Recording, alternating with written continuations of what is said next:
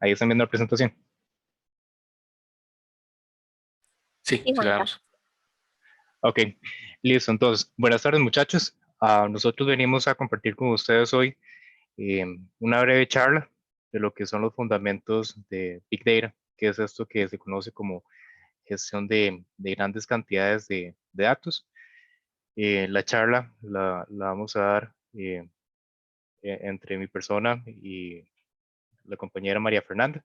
Ella es ingeniera en computación, egresada del Tecnológico y tiene 3 años de experiencia como ingeniera de datos en Intel. Y después mi persona, que soy también ingeniero en computación, egresado del Tecnológico y pues máster en computación y administración en empresas. La agenda para el día de hoy pues es la siguiente. Vamos a hacer una breve introducción de qué es la gestión de grandes cantidades de datos, cuáles son ciertos términos básicos que deberíamos de conocer cuando estamos trabajando con tecnologías que son de Big Data, cuáles son los fundamentos. Y además de eso, no solo quedarnos en los términos, sino también presentarles una de las tecnologías que hay ahorita en la industria que nos permite implementar, gestionar esta gran cantidad de datos. Entonces, empezamos primero con la introducción. Acá Fernanda nos va a hablar qué es eso que conocemos como ciencia de datos. Bueno, muy buenas tardes. Yo soy María Fernanda Alvarado. Como dijo Juanca, soy egresada del TEC y es un placer estar con ustedes. No sé si me pueden escuchar bien. Sí, ahí se escucha bien, Fer. Ok. Ciencia de datos. Juanca, ¿puedes pasar la diapositiva, porfa? Ok. Ciencia de datos es más que todo un área interdisciplinaria que abarca varias disciplinas, tanto como ingeniería en computación, estadística y la parte de administración de negocio, conocimiento del negocio. Hoy en día es una de las áreas más demandadas por la industria. Sin embargo, encontrar un perfil de una persona con todas estas características es un poco complicado. Entonces, lo que hace la empresa o las empresas es que tienen personas que son de diferentes campos. Por ejemplo, tienen ingenieros en computación, otros que saben de estadística y así conforman toda la parte de ciencia de datos.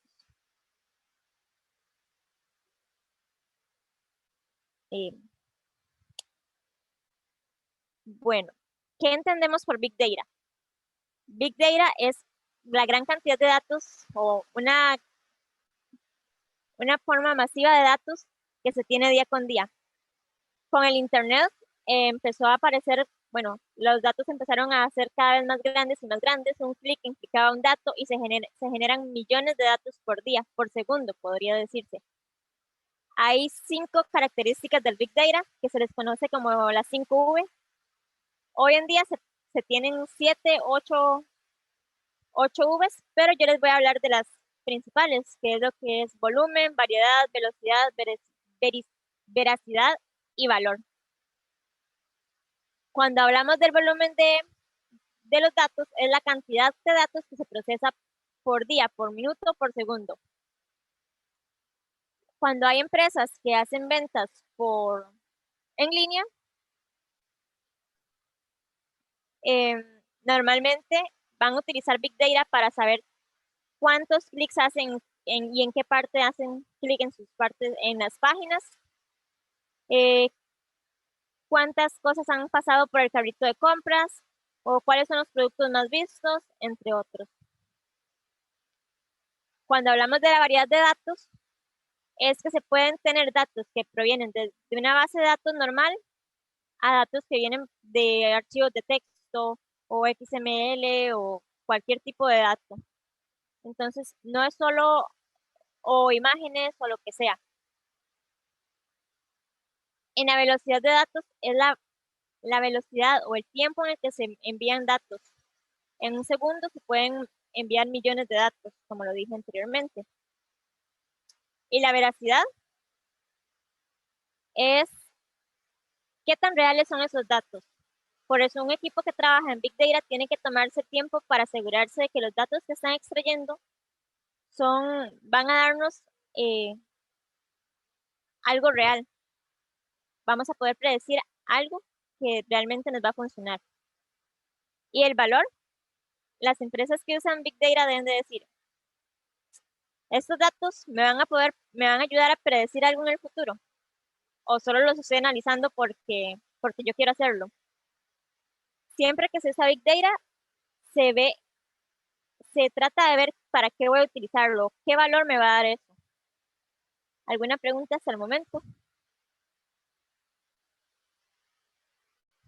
Ahí tal vez para agregar a lo que estás diciendo, Fer, lo importante de estas subes es que nos permite o nos ayuda a identificar cuándo es que debemos utilizar una herramienta que está destinada a la gestión de grandes cantidades de datos, ¿verdad? Porque algo importante de mencionar es que estas herramientas no es que se ajustan a todos los problemas, sino hay que identificar bien cuáles son los problemas que, por ejemplo, tienen grandes cantidades de datos o que en sí lo que tienen en particular es que tienen una variedad diferente de las fuentes que son estructuradas o semiestructuradas o necesito o es crítico la parte del procesamiento de los datos que si bien en una base de datos relacional puede ser que se procese, pero dure horas, versus en un sistema de Big Data que podría tomar minutos, la confiabilidad o en sí el valor. Entonces, estas subes nos ayudan a por lo menos hacer esa distinción o preguntarnos, ¿será o no que necesito un sistema de Big Data? Porque acá estos sistemas están diseñados para trabajar con grandes volúmenes. Entonces, si son archivitos chiquititos, más bien el sistema se vuelve ineficiente porque la arquitectura está diseñada para trabajar con grandes volúmenes de datos. Esa sería como la importancia de estas subes, que como decía Fer, esas son como las principales, pero cada día van saliendo más subes que nos ayudan a identificar cuándo sí, cuándo no utilizar un sistema de Big Data.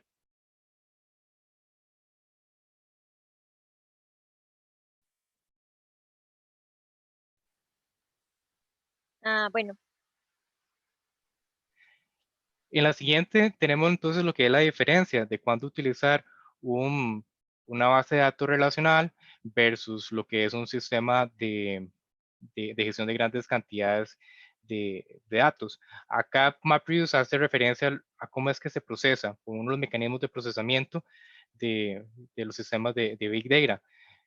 Una de las principales diferencias es pues el tamaño de los datos. Eh, Generalmente o tradicionalmente las tradicionales han dado por terabytes y ya lo que son las grandes, las de Big Data son petabytes, terabytes de datos. Lo que es el acceso, lo que es una base de datos relacionales, más como transaccional, más de análisis en tiempo real y cuando nos movemos a lo que es un sistema de gestión de grandes cantidades de datos, estas más bien se dedican al análisis de los datos. Entonces quiere decir que, por ejemplo, yo puedo hacer ingesta de los datos en la mañana y esa información me sirve para hacer el análisis durante todo el día. Es más así como hacer la carga una vez y yo hago el análisis con ello. eh, a través de una mayor cantidad de tiempo que es diferente a una base relacional que es más transaccional.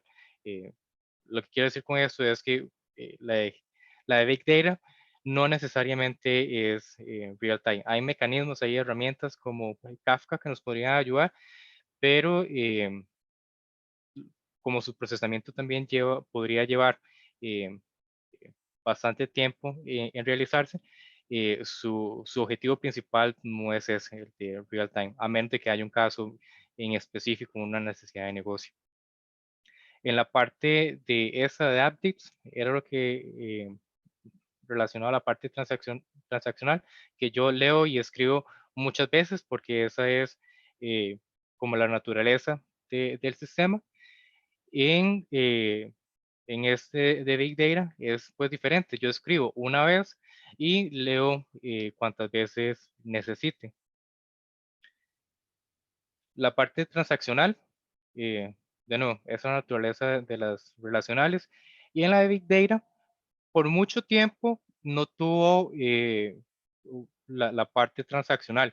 Sin embargo, ya en las nuevas versiones, por ejemplo, la versión comercial de Cloudera, ya están empezando a incluir estas funcionalidades donde se puede hacer transacciones en el sistema. La parte de escritura en las relacionales es el esquema en escritura. En la parte de Big Data, más bien es el esquema en lectura. Eso quiere decir, por ejemplo, que yo puedo obtener un archivo, hago ingesta de ese archivo y los metadatos o el esquema de esos datos yo los hago en lectura. Entonces, al momento de hacer ingesta, no me preocupo tanto de lo que es la estructura de los datos en sí, sino más bien cuando yo ya los vaya a utilizar, a hacer análisis sobre los datos. La integridad de las relacionales es pues bastante alta en la parte de Big Data. Es baja porque lo que nos preocupa más es la parte de análisis. Ya la parte de integridad se preocupa más la parte de las bases de datos relacionales. ¿Y por qué? Porque si las relacionales ya tienen esa estructura de integridad, cuando hacemos ingesta, básicamente se hereda a la parte de Big Data. Entonces, esos sistemas como Hadoop no se preocupan en sí de la integridad o no es su objetivo principal. Y en la parte de escalamiento, pues en las relacionales es mixta, vertical y horizontal. Y en la parte de Big Data es más como horizontal, agregar más nodos, agregar más eh, eh, máquinas que ayuden a hacer escalable a nivel horizontal la arquitectura. Eso es algunas de las diferencias que queríamos mencionarles que hay entre lo que es un sistema tradicional que comúnmente utilizamos versus los sistemas que utilizamos para análisis en gestión de grandes cantidades de datos. Y luego entonces queríamos también enseñarles una de las formas en las cuales se lleva a cabo la gestión de grandes cantidades de datos, porque en las tradicionales ya escuchamos que tenemos bases de datos y cuando nos movemos más hacia el lado de análisis, escuchamos este concepto que es de lago de datos. Acá básicamente nos dedicamos a consumir información de diferentes fuentes de información. Acá no nos importa cuál es el tipo de estructura en sí de los datos, que pueden venir desde bases de datos SQL, pueden venir en sí de máquinas que están generando logs, de VMs que están capturando cuál es la actividad que están teniendo los desarrolladores sobre las computadoras. Pueden venir de los sensores de automóviles, pueden venir de archivos de TXT o pueden venir en sí en formato de JSON. Aquí ustedes se pueden imaginar cualquier tipo de archivo de texto, que al final lo que hacemos es que los capturamos y los ponemos en esos sistemas de Big Data que sirven como un repositorio, como un sistema de almacenamiento de archivos que junto con otros mecanismos, con otras capas de procesamiento que ahorita más adelante vamos a ver, nos ayudan a hacer ya análisis, hacer queries sobre esos datos. Entonces, una vez que esos datos están en esto que llamamos el lago de datos, tenemos una serie de capas que nos ayudan a ir convirtiendo esos datos en información y en conocimiento tangible para lo que son los usuarios, porque tal cual no les van a servir de mucho. Hay que empezar a transformarlos, a darle forma de tal manera que sean significativos para el usuario final. Entonces tenemos la capa de adquisición de los datos que nos permiten a identificar cuál es el mecanismo correcto por el cual yo puedo conectarme a esas fuentes de datos y capturar la información que yo tengo en esas fuentes. Entonces tengo diferentes mecanismos. Tengo la parte de batching, que es más obtener los datos por bloques de información. Tengo más el otro mecanismo que es por streaming, que es más por un modelo de cliente-servidor, más para información que es de tiempo real y data cruda en sí, que pueden hacer eh, archivitos chiquititos de, de texto o un JSON o XML, lo que puedan pensar. Entonces, para esta capa de adquisición vamos a tener conectores en específico que nos van a ayudar a obtener esos datos. Después tenemos otra capa que es la de preparación, que es, ok, una vez que yo tengo esos datos ya consolidados y a la mano en el lago de datos, ok, necesito empezar a hacer transformaciones, a empezar a darle forma a los datos, a empezar a darle estructura. Entonces puedo hacer tareas como de limpieza, ver que los datos se vean en sí o la estructura que yo necesito, hacer transformaciones. Eso quiere decir, por ejemplo, empezar a unir datos que vienen, por ejemplo, de un CRM, que es un sistema para gestionar ventas, y no sé, versus con otros datos que vienen de una página web que me dice eh, cuáles productos están visitando más los usuarios, y entonces con eso yo empiezo a hacer análisis de tendencias y ver, mira, podría ofrecer más este producto. Puedo hacer tareas de combinación de datos, que es lo que estoy haciendo, y de agregación, que es más empezar cómo hacer también métricas que nos ayuden a obtener cierta información para el cliente. Y la siguiente capa es la de acceso, que es, ok, yo ya tengo los datos crudos, ya los he transformado en lo que yo quiero para el cliente, y entonces, ok, ahora hagámoslo accesible a lo que es el cliente. Entonces, aquí el usuario puede venir y hacer búsquedas de extracción o hacer experimentación, hacer sus propios queries sobre los datos. Esta ya sería como la capa final del lago de datos, que le permite tener acceso a la información de una forma ya estructurada, manejable, entendible para el usuario final. Y a través de estas capas, pues van a haber otras que son a nivel de todo el lago de datos, que se van a encargar de la seguridad, que es importante asegurarnos de que los usuarios solo tienen acceso a la información que deberían. Después la parte de metadatos, la parte de gobernanza y administración, que es importante también como tener el rastreo de cómo es que esos datos se convierten en la información que al final estamos proveyendo al usuario final. Y tenemos también lo que es el almacenamiento distribuido, que ahorita con la parte de HDFS les va a quedar más claro.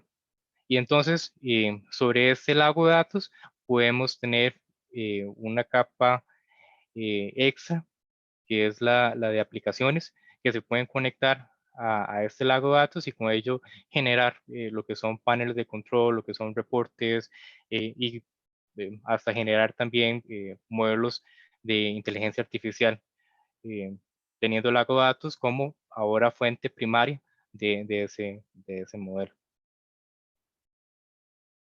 Y entonces, una vez dicho esto, habiendo presentado como los conceptos en sí de qué es Big Data, cuál es un mecanismo de los cuales se implementa para gestionar esos sistemas, ahora queremos presentarles también una de las tecnologías que hay en la industria, que es ampliamente utilizado por diferentes compañías, como lo son IBM, Microsoft y pues en este caso Intel, que es para la empresa que elaboramos. Y esta tecnología es la que conocemos como Hadoop.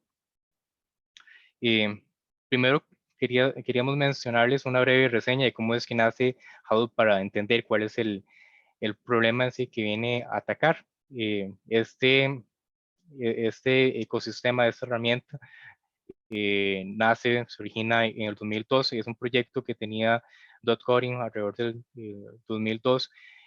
Básicamente el problema que él tenía era realizar un motor de búsqueda web que le permitiera el rastreo y la indexación de las páginas web.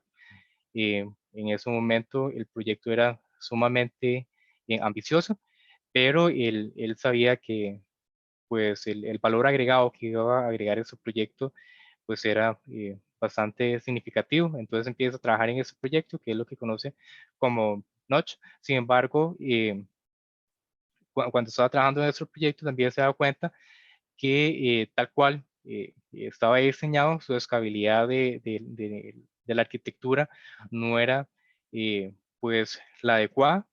Y entonces al mismo tiempo ya en el 2003 nace, bueno, no nace, sino se publica un artículo de investigación científico de Google, en el cual ellos dicen cuál es su sistema de archivos. Entonces, a través de su paper, que se conoce como GFS Google File System, ellos explican cómo es que ellos gestionan la parte de almacenamiento en su empresa. Junto con eso, entonces en el 2004, Corin empieza a unir lo que es su proyecto de Notch junto con este paper de GFS. Entonces nace un nuevo, o la configuración de estos dos como NDFS, que es Notch Distributed File System, y junto con otro paper que publica en el 2004 Google, eh, terminan de consolidar estas tres aspectos: su proyecto, la parte de almacenamiento de archivos y de procesamiento de archivos a través de MapReduce, a través del proyecto de NDFS, que para el 2006 ya se convierte en sí lo que conocemos como Hadoop. Y en el 2006, Dorin se mueve a lo que es la empresa de Yahoo, y aquí pues obtiene más recursos, logran darle como más continuidad al proyecto, y en 2008 ya se consolida como lo que conocemos actualmente como Hadoop Apache, y a través del tiempo, pues a través de los años ha venido creciendo, y más herramientas se han venido agregando alrededor de lo que es esta parte básica de Hadoop que estamos viendo acá. Entonces, ¿qué es Hadoop en esencia? Hay tres términos básicos alrededor. Uno es que está construido sobre una plataforma de máquinas interconectadas en sí, que forma un clúster. Sobre estas, entonces, permito o se permite lo que es el siguiente punto, que es distribución de los datos. Tengo una arquitectura con diferentes máquinas, entonces aprovecho el almacenamiento que tengo en cada una de ellas, y entonces monto lo que es la distribución de esos datos. Y además de eso, si ya los datos se encuentran distribuidos, entonces Hadoop lo que hace es realizar el procesamiento distribuido de esos datos también. Entonces, Hadoop básicamente en esencia lo que hace es aprovechar estos tres puntos, lo que es un clúster de máquinas, distribuir los datos entre ese clúster, y además de eso, procesar esos datos de forma paralela en las diferentes máquinas que yo tengo en esta arquitectura, plataforma que se ha montado. Y entonces, esto que les estoy mencionando es lo que vemos acá, que está a través de todo el ecosistema. En Hadoop para parte de almacenamiento, HDFS, y la parte de MapReduce junto con Yarn, que nos encargan de la parte de procesamiento y gestión de recursos. Sobre esto va a haber diferentes herramientas que entonces nos van a ayudar a, por ejemplo, a adquirir los datos o a transformarlos o a exponerlos a lo que es al usuario final. Tenemos herramientas que nos ayudan a la parte de coordinación y gestión, como Zookeeper y Ambari. La parte de seguridad, identificar o asegurar que solo la gente que tiene acceso puede ver la información por medio de Apache Wrangler. Esta herramienta la adopta la, la última versión de Cloudera como parte de gestión de la seguridad. Antes era otra. Está la parte de Apache Atlas por la parte de los metadatos. Tenemos Airflow y OSI para la parte de cronograma para poder agendar tareas que se corran automáticamente. Tenemos herramientas como Spark e Ignite que nos permiten el procesamiento en memoria. Kafka, Storm y Flink para parte de procesamiento en streaming, más para una necesidad de real time, de datos en tiempo real. Herramientas para la parte de interactuar con los datos por medio de SQL. Acá tenemos Hive, tenemos Impala y Apache Drift. Hive e Impala son muy parecidos, al final es como estar interactuando con una base de datos relacional por medio de SQL. La diferencia, Hive trabaja sobre disco, Impala trabaja en memoria. Herramientas para trabajar datos no SQL como HBase, herramientas para la parte que tienen que ir más con motores de búsqueda como Apache Solr.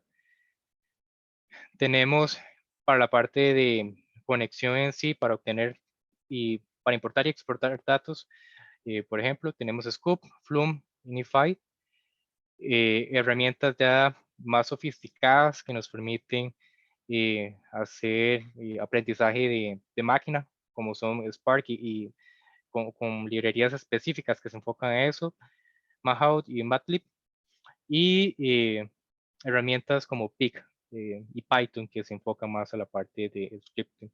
Entonces, al final podemos ver Hadoop más bien como un ecosistema que todas sus herramientas entre sí interrelacionadas y pues una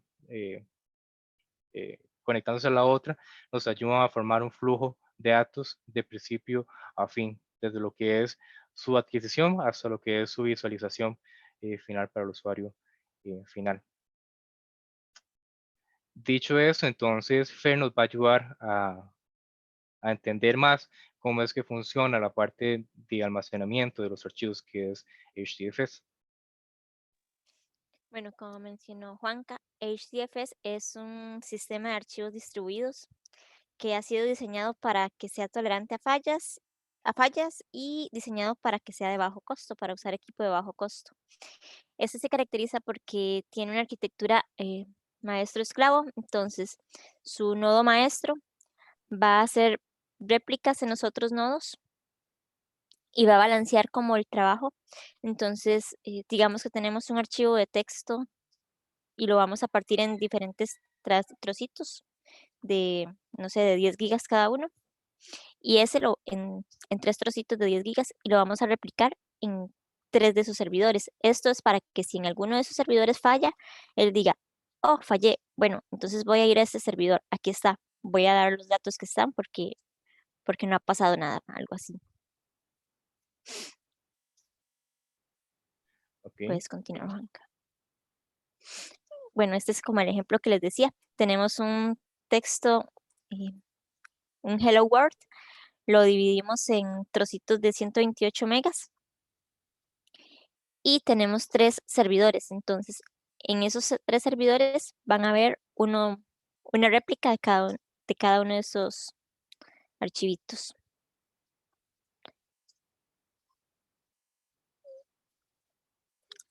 Esta es como una presentación dinámica de cómo funciona. Tenemos el archivito de 1. Lo ponemos en ese primer servidor y ese se va a replicar en varios. Así con el siguiente.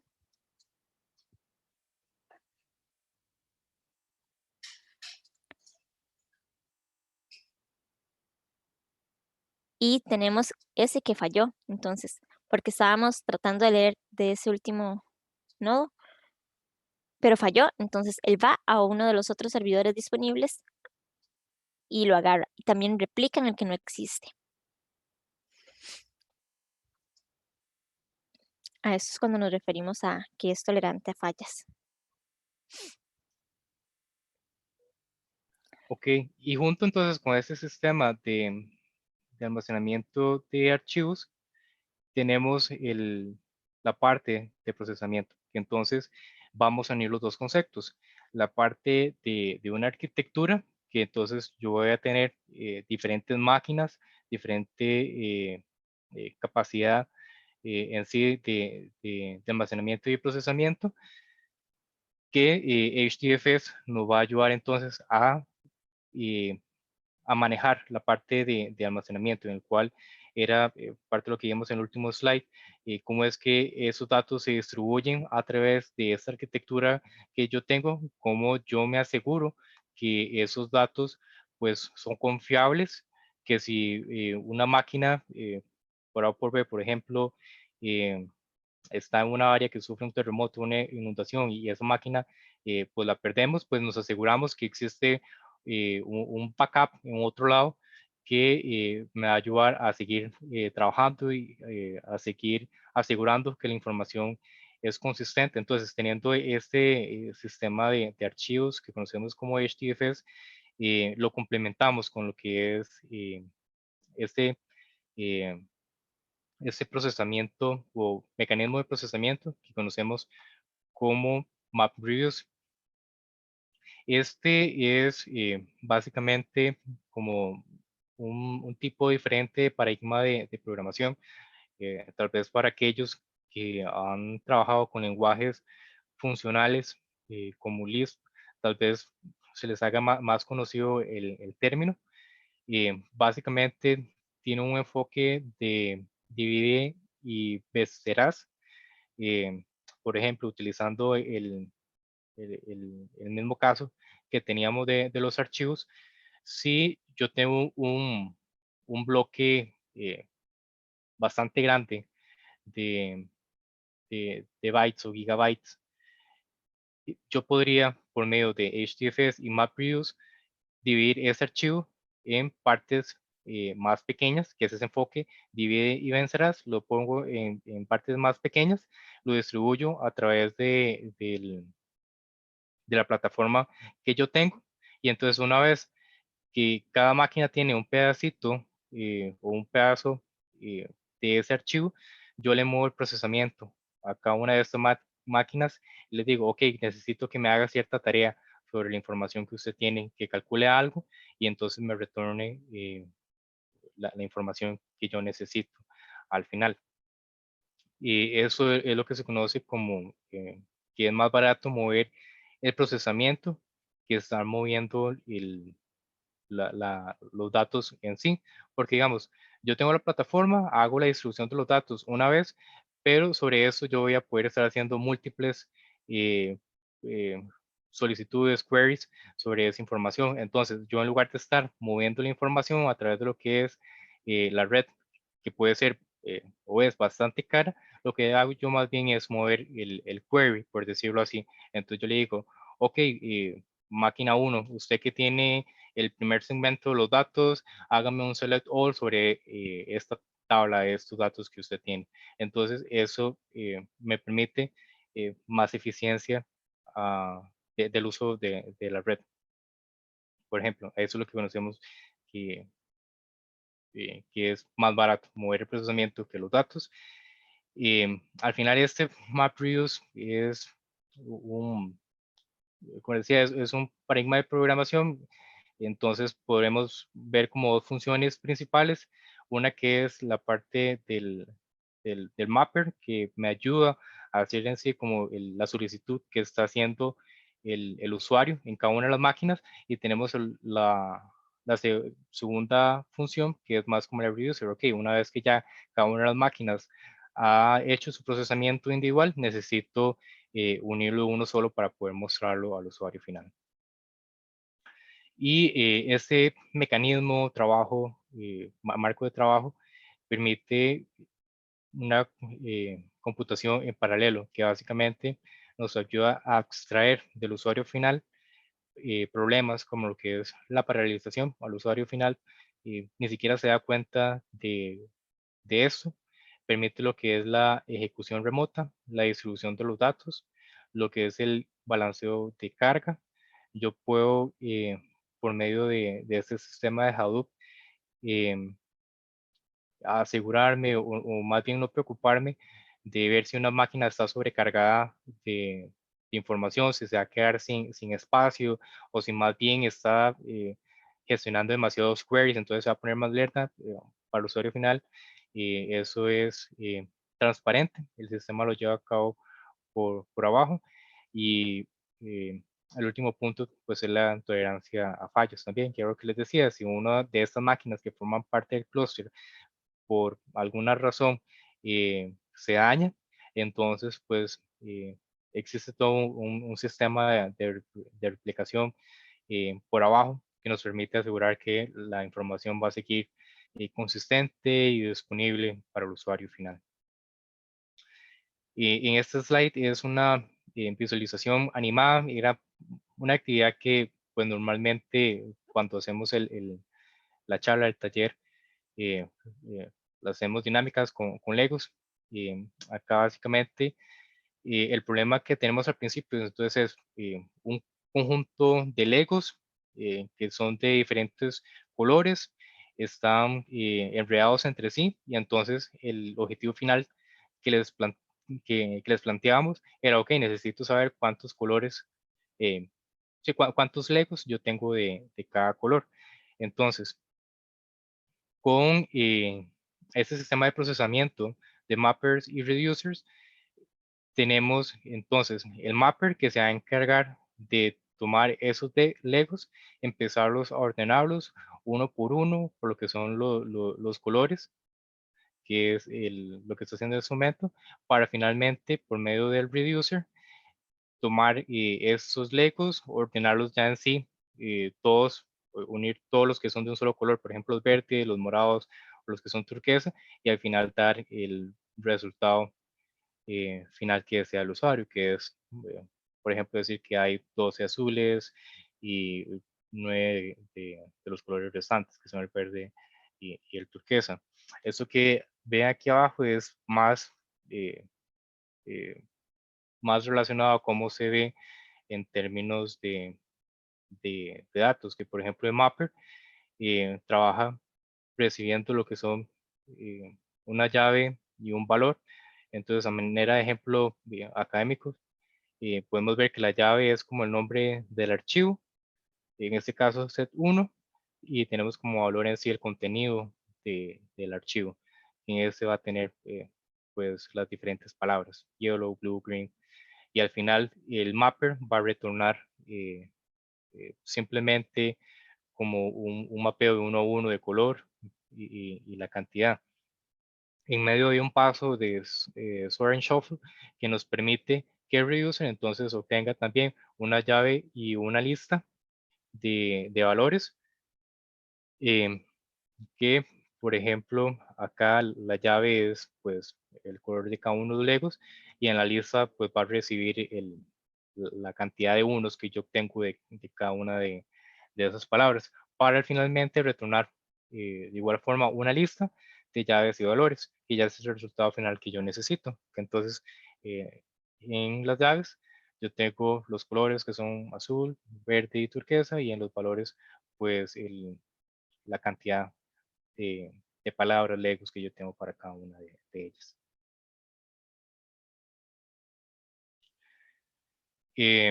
Eso igual se traduce a un lenguaje de programación que puede ser Java. Entonces, un pseudocódigo de cómo se podría ver eso en términos de un lenguaje de programación podría ser este que estamos viendo acá. Nada más para que se den como una idea de cómo se podría ver eso en términos de código. Entonces, tenemos la función de mapper y recibe lo que es la llave y el valor. En este caso, llave es el nombre y el valor pues es el documento en sí. Y al final retorna la lista de esos llaves y valores y tenemos la función de reducer que acá recibe lo que es la palabra, la llave, y los valores que van a ser entonces cada uno de esos unos que había generado, y al final ya va a retornar la lista final de llaves y valores que yo necesito al final. Con esto, entonces, una vez viendo lo que es el núcleo de Hadoop, podemos ver herramientas en sí, más para fines más específicos, como lo es la importación de datos, por ejemplo, de bases de datos relacionales. Scoop es una de esas herramientas. Básicamente es una tecnología que nos permite conectar a bases de datos relacionales como lo son Postgres, MySQL, Oracle, Teradata. Y entonces, a través de esta herramienta, hacemos la transferencia de bloques de información de estas bases hacia lo que es el sistema de archivo distribuido que tiene Hadoop. Scoop, lo que significa es SQL en tu Hadoop. Ese es su fin específico. Está diseñado para interactuar con herramientas, con bases de datos relacionales por medio de SQL. Y acá también les traía como ejemplo de código también para que vean cómo funciona esto en términos de programación para los que son más del área pues de compu. Aquí tengo una serie de variables que tengo, por ejemplo, información de cuál es el usuario, cuál es el password, cuáles son los drivers que yo necesito, cuál es el conector o el servidor al que me estoy conectando y la base de datos. Información como cuál es el esquema, la base de datos y la tabla o vista en sí que voy a consumir. Y por medio de este query que yo tengo aquí, uno toda esa información.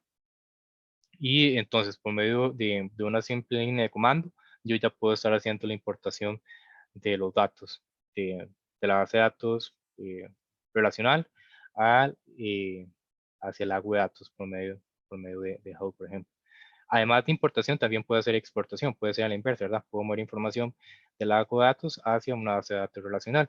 Se podría preguntar, ¿para qué yo voy a hacer eso? Si al final estoy interactuando con los datos. Puede ser por lo que le comentaba de la parte de procesamiento. A veces el objetivo principal de las bases de datos relacionales son más como de transacción.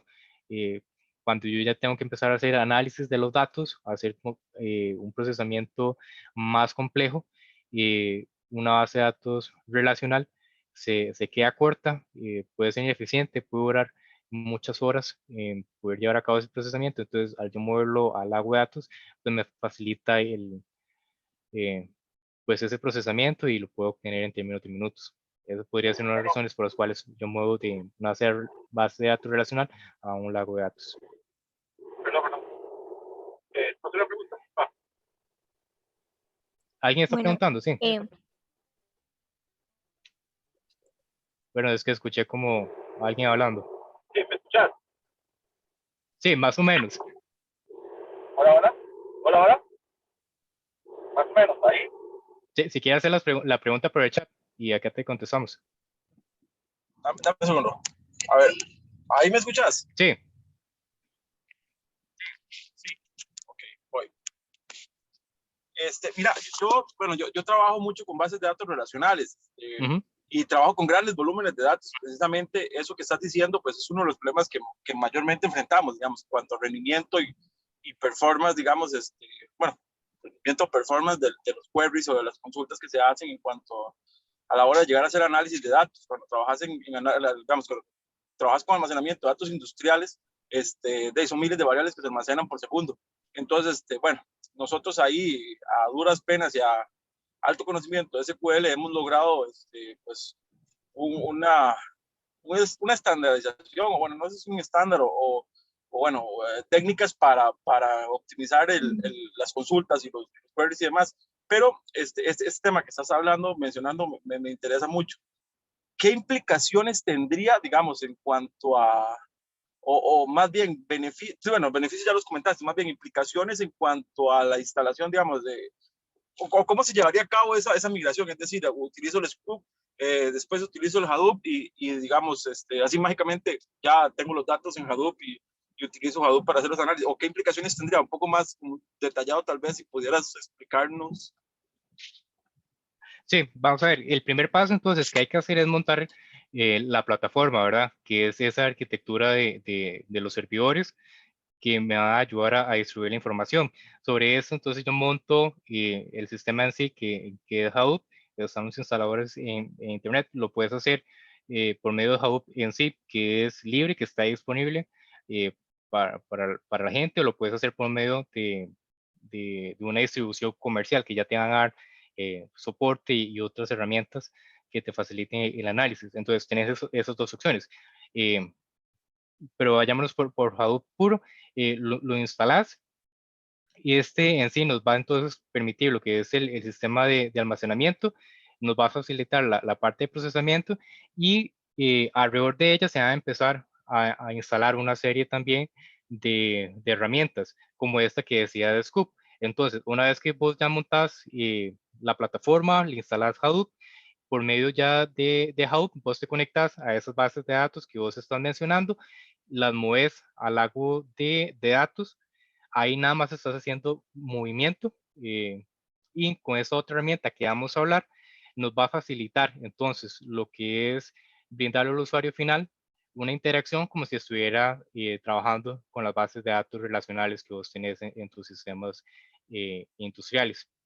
Esa diferencia, o lo último que estoy diciendo, es importante porque en sí Hadoop es como un repositorio al final en el que vos le puedes tirar archivos en sí. Él es un repositorio, pero con herramientas como Hive, entonces yo ya permito crear tablas y vistas que me permiten estructurar esa información y al final el usuario final puede hacer un SQL común y corriente como si estuviera trabajando con las bases de datos industriales que vos estás hablando. No sé si te contesto con eso. Sí, sí, gracias. Sí. Pero una pregunta, cuando hablas de movimiento de los datos, digamos, eso ocurre una vez, digamos, los datos segundo a segundo, o sea, no es algo que puedo tener una base de datos estacional, no es así, o sea, son datos que, digamos, la mayoría de ellos consultan como te dan dashboard y consultas que te van a dar las últimas 24 horas de proceso, de los últimos 7 días, una cosa así. Entonces, cuando vos hablas de mover datos, me preocupa esa palabra, porque no sé si estamos hablando de una base nacional. No, Hadoop no es una base de datos relacional, ¿verdad? De hecho, es lo que mencionamos al principio, que... Pero no es estacional, es decir, agarrar y mover los datos de SQL a Hadoop. Entonces, cuando muevo datos, significa que los datos que voy a ver a Hadoop van a ser en el momento en que tienen el snapshot o van a ser datos que te van a estar comunicando constantemente. Va a ser como snapshots, como fotos de los datos que yo voy a estar duplicando en el lago de datos. Entonces, sí, por ejemplo, si yo tengo un proceso automatizado, se conecta a las bases de datos, digamos que lo tengo en la mañana.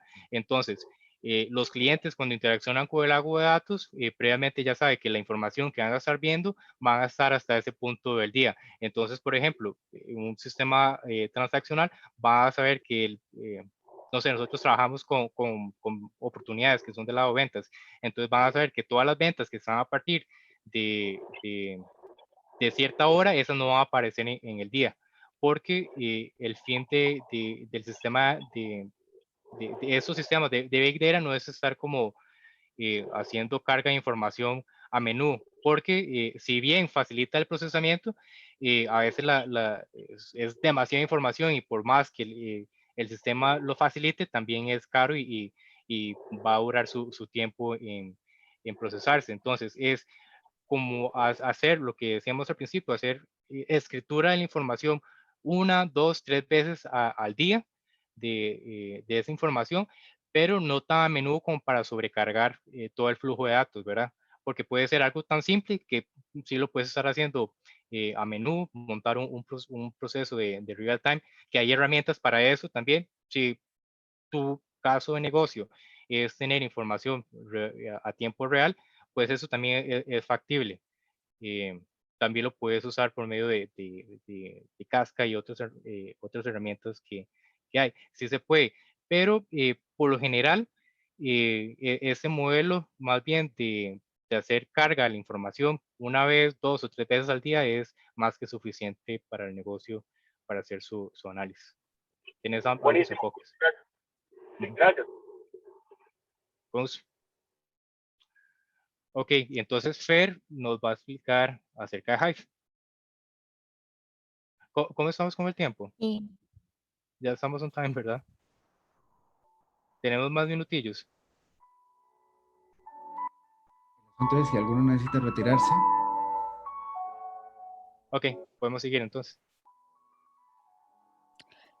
bueno, Hive es un sistema desarrollado por Hadoop que nos permite interactuar con la base, bueno, con HDFS. Hive utiliza MapReduce para poder hacer todo su proceso y esto lo hace que sea un poco más lento. Es ideal para el procesamiento de batch y utiliza su propio lenguaje, no utiliza SQL, sino que utiliza HQL.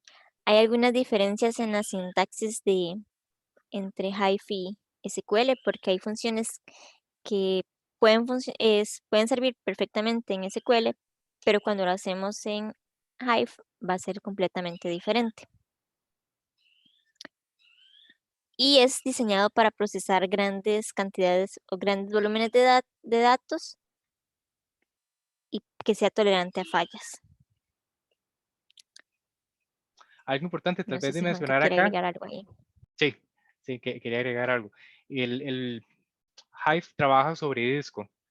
Entonces, digamos que puede ser caro en ese sentido, pero hay otras herramientas como Impala que su procesamiento es en memoria. Entonces, si es un proceso, un análisis que yo lo necesito o es crítico el tiempo en que yo necesito el resultado, usaría más Impala. Impala está más diseñado para los usuarios finales.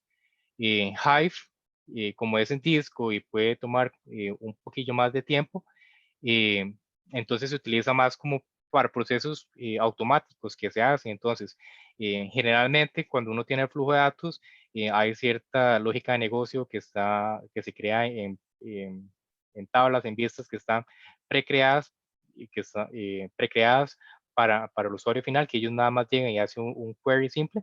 Entonces, ese tipo de procesamiento, que es más como de batch, que es automatizado, generalmente se le delega a la parte de Hive, algo que es más como el sistema, la parte de Hive, y cuando es hacia el usuario final, pues uno de los enfoques es más destinarle ese otro tipo de herramientas en Impala que le permite la obtención de los resultados en un tiempo menor. Eh, los pros y contras van por ese sentido. Hive nos permite, o más bien, podría tomar más tiempo. Impala lo va a obtener en un tiempo menor, pero Hive lo hace en disco, que es menos caro, versus Impala, que lo hace en memoria, que generalmente podría ser más caro. O lo que más abunda en la arquitectura es más disco que memoria. Entonces, hacerles esa distinción entre lo que es Hive y Impala en ese sentido. Y pues hay también diferentes motores sobre los cuales puede trabajar Hive, que está el de MapReduce, que es el que estamos viendo, y hay otros, como lo son Tez y Spark, que tienen también como otro tipo de procesamiento diferente al de MapReduce.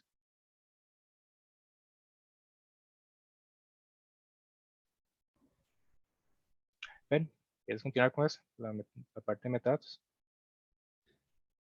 Hola, por si acaso ya deberíamos irnos más o menos aproximando a la conclusión. Ok, listo. Entonces me muevo con eso. lo que le explicaba antes al compañero, entonces yo hago lo que es la importación de los datos a lo que es el agua de datos, ahí nada más estoy moviendo lo que son los archivos, pero por medio de los metadatos, entonces yo puedo empezar a montar tablas y vistas sobre estos datos, es decir, por ejemplo, que yo tengo 5 columnas, la primera columna es de int, el otro es string, entonces esta parte de Metastorm, Catalog, me ayuda en esa parte. Y la parte de ejecución se simplifica por medio de este lenguaje que es HQL, que si bien no es SQL, es muy similar porque está basado sobre este estándar. Entonces, en términos de arquitectura, ustedes pueden ver acá que está por los servidores. Yo monto lo que es la parte del parseo, de lo que es la tabla, contra lo que son los archivos. Y finalmente, cuando yo interacciono con Hive, el usuario final lo que hace es algo como esto. Los pasos, entonces, lo que yo hago es crear los datos, mover los datos a HDFS y hago el mapeo entre ambas. Y pues aquí existen una variedad diversa de operaciones y funciones que ahí quedan en la presentación. Y por último tenemos otra de las herramientas que también nos ayudan a la parte de procesamiento, tal vez un procesamiento más complejo de los datos. Ese trabaja sobre memoria, trabaja con ese concepto que es de Resilient Distributed Datasets, conocidos como RDS, y lo que nos ayudan es a la parte de la velocidad, de un uso fácil de los datos, a la parte de modularidad y a la parte de extensibilidad. Y con eso entonces terminamos lo que es la presentación en sí de que es Big Data, cómo se gestiona esto a través de un lago de datos y como un ejemplo de tecnología que existe en el mercado para poder interactuar con ellos, porque al final también hay diferentes sabores.